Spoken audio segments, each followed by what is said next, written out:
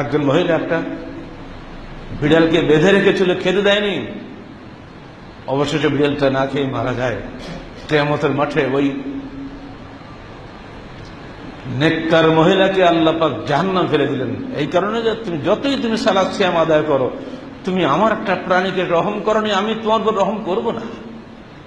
এর পাল্টা আরেকটা হাদিসে এসেছে, এক বেশ্যা মহিলা রাস্তা দিয়ে যাচ্ছিল, একটা কুকুরকে সে দেখলো যে একটা কুয়ার পাশে বসে জিভ মেলে হাঁসফাঁস করছে। মহিলাটি কুয়ায় নেমে নিজের চামড়ার মোজা ভরে পানি এনে কুকুরটাকে খাওয়ালো। কুকুরটা তার দিকে চোখের পানি ফেলে কৃতজ্ঞতা প্রকাশ করলো। আল্লাহ পাক বলছেন, বেশ্যা নারীকে আমি মুক্তি দিলাম শুধু ওই কুকুরের প্রতি রহম করার কারণে।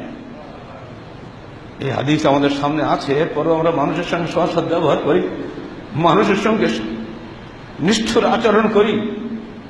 কিভাবে রমজান মাসে মানুষকে ধরে পিটানো হচ্ছে, নিরীহ মানুষকে রাতে 2টার সময় রমজান অবস্থায় ঘর থেকে বের করে নিয়ে সেহরি খাওয়ানোর পরে 2 হাতে পিটানো হচ্ছে, গালিগালাজ করা হচ্ছে, তার বাপ মা তুলে কিভাবে করা হচ্ছে এই রমজান মাসে।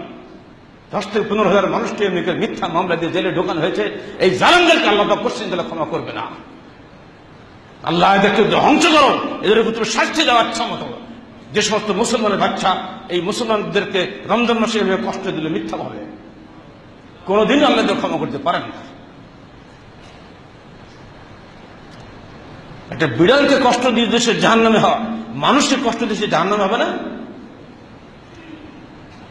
কোরআন হাদিস খালি পড়ো। টাকার গরম হয়েছে, সপ্তাহ সপ্তাহ যে হারামে যে জুমা পড়ো, টাকার গরম হয়েছে বলি তো ঘন ঘন হজ আর উমরা করো। যে জীবনে হজ করেনি, উমরা করেনি, তোমার চেয়ে অনেক গুণ বেশি নাকি তার আছে, যেমনি করে একটা গরিব হওয়া সত্ত্বেও মানুষের জন্য দান করে থাকে। অতএব সাবধান মুসলমান, জান্নাত টাকা দিয়ে খরিদ করা যায় না, জান্নাত ঈমান দিয়ে খরিদ করতে হয়। মনে রেখো, পিছনের যুগে আদের কম ধ্বংস হয়েছে মানুষকে উপর নিষ্ঠুর নির্যাতন করার কারণে। বাতাস্তম জব্বারিন, তারা মানুষকে পিটাতো গরু ছাগলের মতো। আজকের আমাদের দেশের নির্যাতনকারী প্রশাসন অমনিভাবে গরু ছাগলের সাথে পিটাচ্ছে। এটা মনে করেছে কোনটা? আল্লাহকে নেই? আল্লাহ কি মরে গেছে নাকি? আছে, আল্লাহ আছে, অবশ্যই তোমাদের কাছে ধ্বংস হতে হবে, তো সাবধান হয়ে যাও। আল্লাহ কাউকে বরদাস্ত করেন না, কোন জালেমকে আল্লাহ ছাড়েন না, যত বড় ক্ষমতাশালী তুমি হও। একদিন কমে আদ, কমে সামুদ অহংকার করে বলেছে, মান আশাদ্দু মিন্না কুওয়াতান, পৃথিবীতে আমাদের চেয়ে শক্তিশালী কে আছে? এই অহংকারের কারণে আল্লাহ পাক তাদেরকে ধ্বংস করে দিয়েছিলেন চোখের পলকে, একটা মাত্র বজ্র নিনাদে।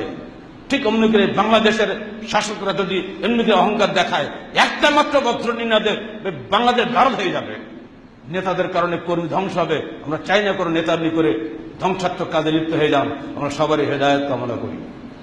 আল্লাহ তুমি আমাদের সবাইকে তোমার দ্বীনের পথে হেদায়েত দান করো।